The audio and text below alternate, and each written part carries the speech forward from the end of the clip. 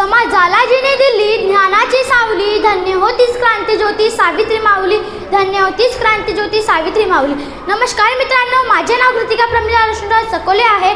इयत्ता 5वीची विद्यार्थिनी तुमच्या समोर विषय मांडत आहे सावित्रीबाई फुले संघर्षातून घडलेली व्यक्तिमत्व. आदरणीय अध्यक्ष महोदय, व्यासपीठात उपस्थित मान्यवर आणि माझ्या प्रिय मित्रमैत्रिणींनो, आज मी तुमच्या समोर सावित्रीबाई फुले संघर्षातून घडलेली व्यक्तिमत्व या विषयावर माझे मनोगत व्यक्त करीत आहे. इतिहासात काही व्यक्ती जन्माला येतात, काही इतिहास घडवतात. इतिहासात काही व्यक्ती जन्माला येतात, काही इतिहास घडवतात. सावित्रीबाई फुले इतिहास घडवण्याची एक महान स्त्री. ज्या काळामध्ये स्त्रियांना शिक्षणाचा अधिकार नव्हता, ज्या काळामध्ये स्त्रियांना चूल आणि मूल फक्त एवढेच होते, त्या काळामध्ये सावित्रीबाई फुलेंनी शिक्षणाचा दिवा पेटवला.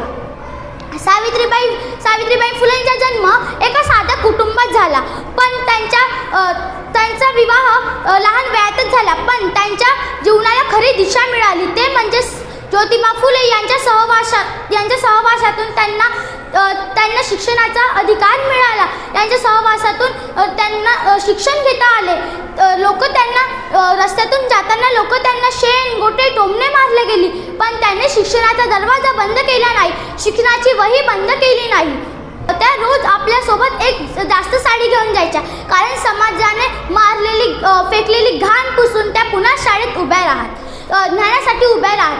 आजच्या काळाचे महत्त्व. आज आपण शिक्षण घेतो, पुढे जातो, स्वप्ने पाहतो, पण या प्रत्येक यशामागे सावित्रीबाई फुले यांची प्रेरणा असते. आजही जेव्हा एखादी मुलगी शिकते, अन्यायाविरुद्ध आवाज उठविते, या प्रत्येक यशामागे सावित्रीबाई फुले यांची प्रेरणा असते. सावित्रीबाई फुलेचे जीवन आपल्याला एकच संदेश देते: संघर्ष टाळू नका, कारण संघर्षातूनच खरे व्यक्तिमत्व घडते. मी शेवटी एक प्रसंग सांगू इच्छिते. जेव्हा सावित्रीबाई फुलेंनी पुण्यात मुलींची शाळा उघडली, तेव्हा त्या मुलींना शिकवायला जायच्या, तेव्हा त्यांना खूप विरोध सहन करावा लागला, कारण समाजाने फेकलेली घाण पुसून त्या पुन्हा शाळेत जायच्या. एक दिवस त्यांचा एक व्यक्ती आला आणि त्यांचा मुद्दा अपमानित केला. सावित्रीबाई फुलेंनी राग न मानता फक्त एवढेच म्हटले: तू अज्ञान पसरवित आहे, तू अज्ञान फेकतोयस, मी ज्ञान पसरवित आहे.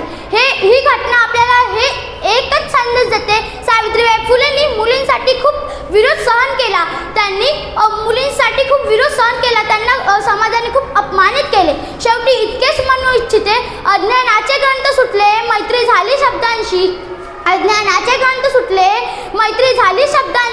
सावित्रीबाई तुमच्यामुळे जुडली नाती अक्षरांशी, सावित्रीबाई तुमच्यामुळे जुडली नाती शिक्षणाची.